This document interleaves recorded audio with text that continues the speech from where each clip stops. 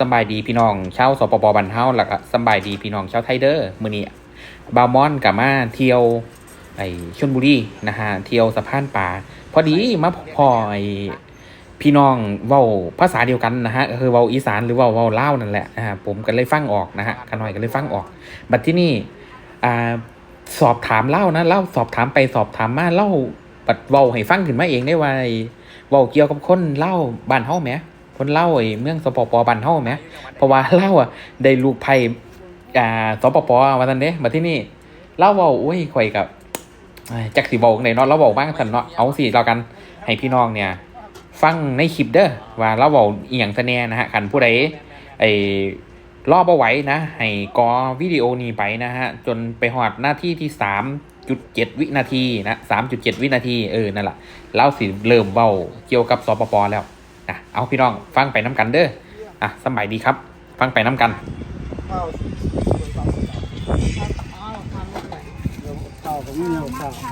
เอาเนี่ยอร่อยเอาข้าวน้ำบ่ใส่ข้าวเพิ่มเป็นกี่บาทเหรอไม่ได้เพิ่มเลือกได้เอาเดิมมากใช่ไหมคะได้เลือกได้ข้าวเหนียวแล้วก็ลูกชิดใครเป็นลูกคิดเอามะพร้าวอะไรเราก็เลือกได้เลือกได้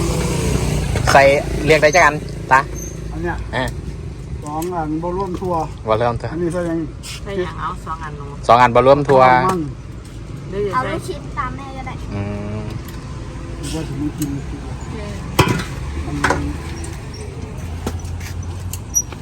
คน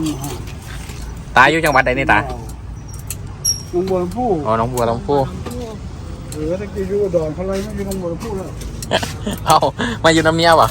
ว่าเหลือง่ายแยกออกมาเป็นจังหวัดหนองบัวลำพูเลยอ๋อแมนเเกี่ยงกินอุดรเนาะอันเดียวใส่นมเยอะเลยผู้เวียงกับหนองบัวลำพูชอบเปลี่ยนอันนึงกับจีนต้นสังเจ้าบนลาดมีแต่คนอีสานบ้านเฮาเนาะมาอยู่นี่เนาะละลาใครมีแต่ลาวทั้งนั้นมีแต่ลาวทั้งนั้นลาวเรื่องกันคนละลูกจ้างเขาเลยอ๋อสปปกับมีเห็นบ่หลายเห็นบ่แต่ละลานยังบ่โอ้ยสปปมาสปปบ้านเฮากับมาหลายเนาะอยู่แถวนี้เนาะจ้างคนลาวมาอยู่แล้วอันที่ลาวนี่คนอันที่ลาวนี่บ่ถูกลาวหรือลาวหลายคนมีแต่ลาวหลายเห็นบ่มีแต่สปปหลายลาวอีสานกับตันหากลาวเรื่องกันโอ้โหใครวงแห่งตามเสียงต้องทำเรื่องให้พูดของแห่งเนี่ยนะพวกปลาหมึกแห่งเนี่ยนะทุกร้านนั่นแหละขายของจ้างเขา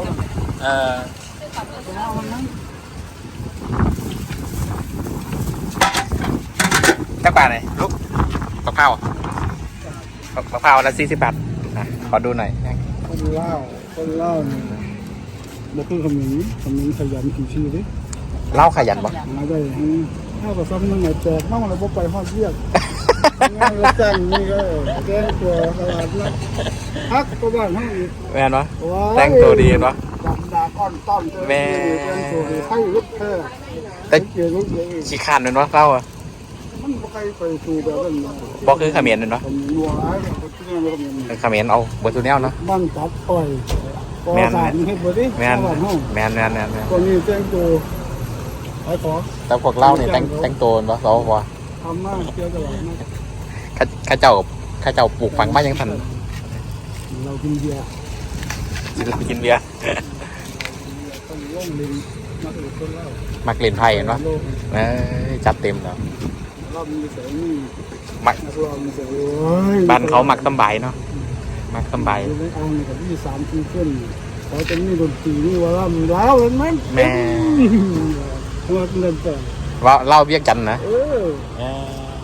ลูกไข่ผมยังเล่าเลยผมนี่เป็นลูกเครื่องเล่าได้ผมอ่ะลูก2 คนแล้วลูก3 4แล้วไข่เนี่ยจะเล่าเขาดีตุ้มนึงแกหอยร่มเดือน2 ไข่ของเขาไปชุด4 4 4 5แกเอาจ้างรอบก่อนยังไงไปจะเศร้าได้หลายนะตอนนี้เขาเลิกแล้วนี่ ของพวกเนี้ยรอที่ละพันที่ละ700-800อยู่ที่ ได้เป้าแล้วกันเลิกกันเนาะ พวกใครได้เป้าหรอกหอยเบิดหอยตัวอ้วนตัวแย่งมันแย่งเลยดิอะไรแบบสามดาวเอาขึ้นมากับไปคุยกันแกเสร็จแล้วลงบ้านผมเราคนละคนเนี่ยที่ตรงนี้คนที่3,500เรื่องนี้ผมเชื่อกับเล็กเนี่ยเรื่องนั้นก็เป็นเรื่องเชื่อปวดเลยผมมีผู้อยู่บ้าน ต่างเฮียนหน่อยว่ามีคุยวัน โอ้ยส่งเงินเลยนะนี่นี้ไม่อยู่นี่ก็ปี38เนี่ยเที่ยงฝุ่นไว้ถึงทั้งเชื่อมสินไม่เหลือจะชี้เลยหรอกครับผมมีอยู่นี่มันจะโดนแล้ว ลุงมาอยู่จากปีเลย น่าจะปี38มาจากปี38โอ้ผมมาจบป .6 ผมจบป .6 ปี38พอดี แล้วเรื่องม.1หรืออีกนึงเรื่องป.หาอีกนึงอยู่หลังเดี๋ยวนี้มันบ่30กว่าปีถึง30อ๋อแมนครับ30-40กว่าปีแล้วปี38อ่ะ ร้านเกิดยัง7คน โอ้ ลูก4คนนี่ร้าน7คนอย่างสิล่ะ เอาลุงไปก่อนเด้อ ครับ จ้า บ้านไหนต้องมาตรงนี้ก่อนเนี่ยของผม ไอ้ ชลบุรี บ้านนี้แม่อยู่ละเอียดแต่ว่าผมอยู่ชลบุรีเนี่ยครับนั่งหน่อยนี่ มางานที่ ครับจ้ะไปก่อนครับครับ